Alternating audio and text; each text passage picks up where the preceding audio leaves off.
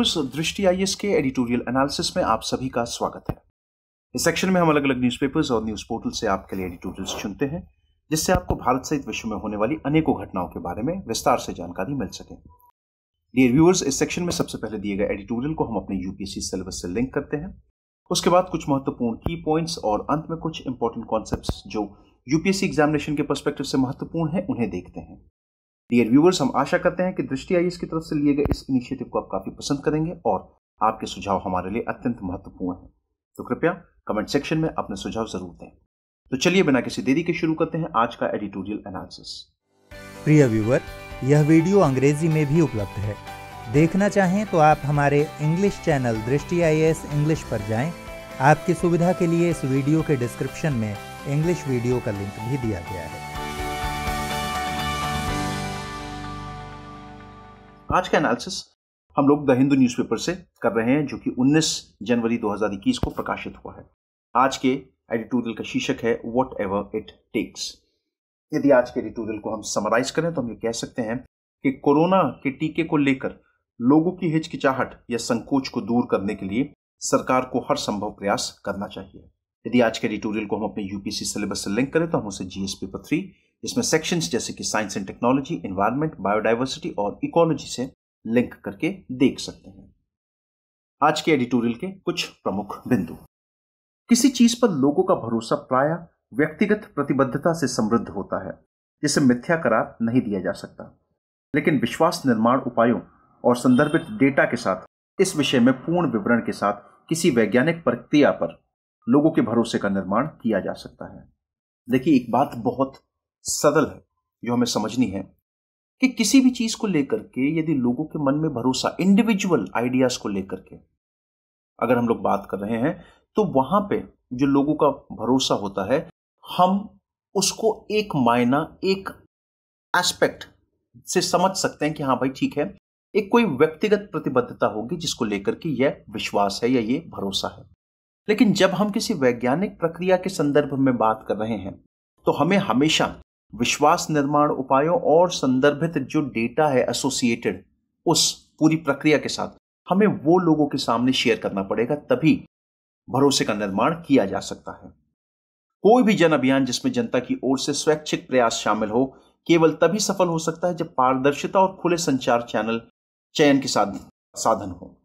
यदि देश के अधिकांश राज्यों में कोविड-19 वैक्सीन लेने में इच्छुक लोगों की निम्न दर कोई संकेत दे रही है, तो यह अर्थ यही है कि सरकार ने देश के लोगों के भरोसे को नहीं जीता है।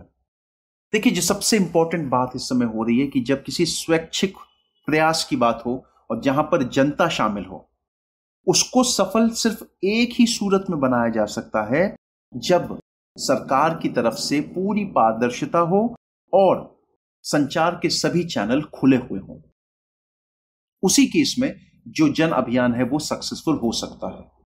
यदि हाल ही में शुरू हुए 16 जनवरी को शुरू हुए जो वैक्सीनेशन कैंपेन की बात करें और वहां पर जिस तरीके के परिणाम, जिस तरीके के लोगों की इच्छा को हम लोग देख रहे हैं कि लोग बहुत ही कम इंटरेस्टेड हैं वो टीका लगाने में, उसको देख करके यही समझ में आ रहा है कि सरकार अभी तक इस मामले में, वैक्सीनेशन प्रोग्राम मामले में लोगों के भरोसे को नहीं जीत पाई है। टीका लेने के लिए लोगों का आगे आना भले ही एक विशुद्ध रूप से स्वैच्छिक अभ्यास है, लेकिन इसमें महामारी की गति को कम करने की एक बड़ी शक्ति निहित है। उदाहरण के लिए तमिलनाडु राज्य, जिसे बृहत रूप से स्वास्थ्य साक्षर राज्य माना जाता है और जहां स्वास्थ्य के बुनियादी ढांचे भी अपेक्षाकृत बेहतर हैं, में टीकाकरण से पहले दिन लक्षित कवरेज के केवल 16% की ही पूर्ति हो सकी थी। एक चीज जिसको हम लोग बात करें कि भले स्वैच्छिक प्रयास है, टीका लगाना नहीं लगाना वो आपकी पर्सनल इच्छा है, आपकी पर्सनल चॉइस है, लेकिन कहीं ना कहीं आप एक चीज ये समझिए कि जितने लोगों को वैक्सीन लगेगा और वैक्सीन अपना सही असर दिखाएगी, उतनी तेजी से हम लोग इस महामारी से अपने आप को बाहर निकाल सकते हैं। अगर हम लोग हाल ही में तमिलनाडु प्रदेश की बात करें, जहां पे हम ऐसा मानते हैं कि भाई यहां के लोग जो है काफी स्वास्थ्य साक्षर हैं और साथ ही साथ जो इंफ्रास्ट्रक्चर है वो भी बहुत बेहतरीन है, वहां पे लोगों की जो वैक्सीन लगाने की जो दर थी वो मात्र 16% थी। मतलब जो टारगेट रखा था पहले दिन का, उसमें से केवल 16% टारगेट ही अर्जित हो पाया है। यानी कि आप ये समझिए कि 100 लोगों का यदि लक्ष्य था तो केवल 16 लोगों ने आकर के अपना टीकाकरण करवाया है। अब ये कहीं ना कहीं हमको ऐसा बताता है, ऐसा प्रतीत होता है कि लोगों में इस वैक्सीन को लेकर के कोई खास उत्साह नहीं है। यह हालत और खराब हो गई थी 17 तारीख को, जब कई राज्यों में ऐसा देखा गया कि भाई जो टीकाकरण अभियान था उसको सस्पेंड कर देना पड़ा। कई जगह पे ऐसी भी खबरें सुनने को मिली कि लोग जो हैं वो कोवैक्सीन, जो कि भारत बायोटेक द्वारा डेवलप की गई वैक्सीन है, उसके बदले एस्ट्राजेनेका ऑक्सफोर्ड यूनिवर्सिटी वाली कोविशील्ड वैक्सीन की मांग कर रहे हैं।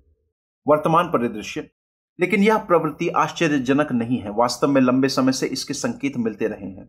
विभिन्न अध्ययनों में पाया गया कि सामान्य आबादी में टीके को लेकर अत्यधिक हिचकिचाहट मौजूद थी।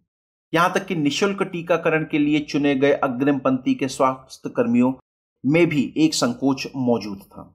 स्पष्ट है कि टीके को लेकर इस आशंका या संकोच को संबोधित करने का पर्याप्त प्रयास नहीं किया गया या इस मामले की गंभीरता को नहीं समझा गया। अब देखिए, अगर शुरुआत से जब से वैक्सीन डेवलप हो रही है और उसके बाद जब वैक्सीन डेवलप हो भी गए, तो कई बार जो लोगों का रवैया था भारतीय वैक्सीन जो भारत बायोटेक द्वारा डेवलप की गई है कोवैक्सीन, उसको लेकर के बहुत ज्यादा पॉजिटिव रवैया नहीं था। शुरुआत से ऐसा माना जा रहा था कि जो सामान्य आबादी है वो वैक्सीनेशन करवाने में थोड़ा हिचक रही थी। देखिए, लोगों के अपने कारण भी हैं। लोगों का अक्सर ये मानना है कि भाई जो वैक्सीन जनरली 3 से 4 साल में डेवलप होती है उसको 1 साल के अंदर किस तरीके से डेवलप किया गया। लोगों का ऐसा मानना है कि भाई सभी जो चरण हैं उनमें एक तरीके से हबड़ा तबड़ी की गई है, जिसकी वजह से वैक्सीन का सही आउटकम समझ में नहीं आ रहा है। कई लोगों का यह भी मानना है कि यदि अभी हो सकता है शायद कोरोना के लिए यह वैक्सीन कारगर हो, लेकिन यदि इस वैक्सीन की वजह से कोई अन्य तरीके की समस्याएं अगर उत्पन्न हो जाती हैं, क्योंकि इसको पूरी तरीके से टेस्ट नहीं किया गया है, तो लोगों के ये सारे कंसर्न सामने आ रहे हैं। यहां तक कि जो सबसे जो अग्रिम पंक्ति में जो खड़े हुए हमारे स्वास्थ्य कर्मी हैं, उनके अंदर भी इस वैक्सीन को लेकर के एक संकोच दिखाई दे रहा है, जो ये स्पष्ट करता है कि सरकार ने यह आशंका या संकोच को संबोधित करने के लिए पर्याप्त प्रयास नहीं किए, और या फिर आप ये भी कह सकते हैं कि मामले की गंभीरता को नहीं समझा। आपातकालीन उपयोग प्राधिकरण कोवैक्सीन के मामले में क्लिनिकल ट्रायल मोड में आपातकालीन उपयोग प्राधिकरण की मंजूरी के बाद के घटनाक्रम, जहां इसकी शुष्क घोषणा की गई लेकिन सार्वजनिक रूप से मजबूत साक्ष्य प्रस्तुत नहीं किए गए या प्रेस वार्ता में विभिन्न सवालों पर स्पष्टीकरण नहीं दिया गया, जिससे लोगों की आशंकाओं और संकोच की और वृद्धि हुई है। देखिए, इमरजेंसी यूज ऑथराइजेशन अक्सर मिलता है। हमने देखा है कि इबोला के समय में लाइबेरिया जैसे देश में यूनाइटेड नेशंस ने इमरजेंसी यूज की परमिट मांगी थी। तुरंत बनाया और तुरंत लोगों को आप देना शुरू करिए। लेकिन अगर हम कोवैक्सीन की बात करते हैं तो तीसरे चरण के जो क्लिनिकल ट्रायल हुए हैं उसके बाद का जो डेटा आना चाहिए था, एफिकेसी डेटा, इफेक्टिव कितनी रही वैक्सीन, कितने लोगों में कुछ गलत सिम्टम्स देखे गए, वो सारे के सारे डेटा को लोगों के सामने नहीं प्रस्तुत किया गया। सरकार ऐसा बिल्कुल कर सकती थी कि यदि वो सारा डेटा पब्लिक के सामने रख देती या फिर एक प्रेस वार्ता करके जितने भी संकोच हैं उन सभी प्रश्नों को लेती, लेकिन सरकार ने इन दोनों में से कुछ भी नहीं किया, और ये एक बहुत बड़ा कारण है जिसके कारण लोग जो है वो हिचकिचा रहे हैं। तीसरे चरण की प्रभावकारिता का कोई अंतरिम डेटा प्रस्तुत कर सकने से पहले ही कोवैक्सीन को मंजूरी दिए जाने पर जो संदेह का माहौल बना उसे संबोधित करने का प्रयास या समृद्ध एजेंसियों द्वारा नहीं किया गया। इसका प्रत्यक्ष प्रभाव पड़ा जहां बहुत कम लोग यह टीका लगाने के लिए आगे आए।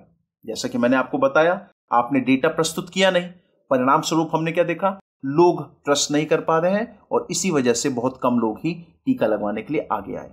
आगे का रास्ता, निश्चय ही कोई टीका जन कल्याण का साधन होता है, लेकिन कोविड के टीकों को पेश किए जाने में पारदर्शिता की कमी ने अनुभवात्मक सिद्धांत में भरोसे की वृद्धि को अवरुद्ध किया है। टीका पेश करने की अभूतपूर्व जल्दबाजी तभी उपयुक्त मानी जा सकती थी यदि इसके साथ लोगों के भरोसे की भी वृद्धि की जाती है। देखिए, बिल्कुल हम सही बात मानते हैं कि भाई टीका जन कल्याण का एक बहुत बड़ा साधन है, लेकिन जिस तरीके से पारदर्शिता की कमी रही है, आज हम लोग देख रहे हैं कि वही पारदर्शिता की कमी लोगों के सामने एक बहुत बड़ी चिंता का विषय बना हुआ है, जिसके कारण लोग जो हैं वो जुड़ नहीं पा रहे हैं इस अभियान से। सरकार को चाहिए कि यदि वह चाहती है कि लोग आगे बढ़ें, लोग स्वैच्छिक रूप से आकर के टीके लगवाएं, तो सरकार को जितना हो सके उतना पारदर्शी होना चाहिए। देश का टीकाकरण किसी होड़ या रेस के बजाय एक धीमी और नियमित प्रक्रिया ही होनी चाहिए। देखिए, हम एक बात जानते हैं कि हमारे यहां जो आबादी है, इतनी बड़ी आबादी को टीका लगाने में कम से कम 2 साल का वक्त लगेगा। और ये जो 2 साल का वक्त है, ये हमारे लिए कोई रेस नहीं है, बल्कि एक नियमित और एक धीमी प्रक्रिया रहेगी। सार्वजनिक टीकाकरण के इस लक्ष्य की सफलता के लिए भरोसे का निर्माण करना अत्यंत महत्वपूर्ण है। सबका साथ सबका विकास का प्रधानमंत्री मोदी का नारा यह बेहद प्रासंगिक है। देखिए, सबका साथ, जब तक किसी भी चीज के लिए आप कलेक्टिवली एकजुट होकर के सबको लेकर के आगे नहीं बढ़ेंगे, तब तक किसी भी तरीके का विकास अर्जित कर पाना संभव नहीं है। यही सेम कैंपेन, यही सेम मंत्र हमें जो कोविड का जो टीकाकरण अभियान शुरू हुआ है उसके लिए भी लगाना पड़ेगा। आप सबको साथ लेकर के चलिए, सबको कन्विंस करिए। स्वास्थ्य मंत्रालय को इस टीकाकरण अभियान को सफल बनाने के लिए वे सभी कदम उठाने चाहिए जो अवश्य प्रतीत होते हैं। अब ये जिम्मेदारी स्वास्थ्य मंत्रालय की है कि वह किस तरीके से लोगों के भरोसे को एक बार फिर जीतती है और किस तरीके से लोग स्वैच्छिक प्रयास के तहत आकर के इस टीकाकरण को सक्सेसफुल बनाते हैं।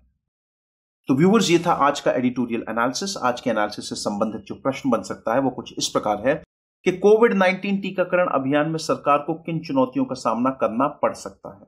सो व्यूअर्स, आई होप आज का एडिटोरियल आप सभी को बहुत पसंद आया हो। धन्यवाद।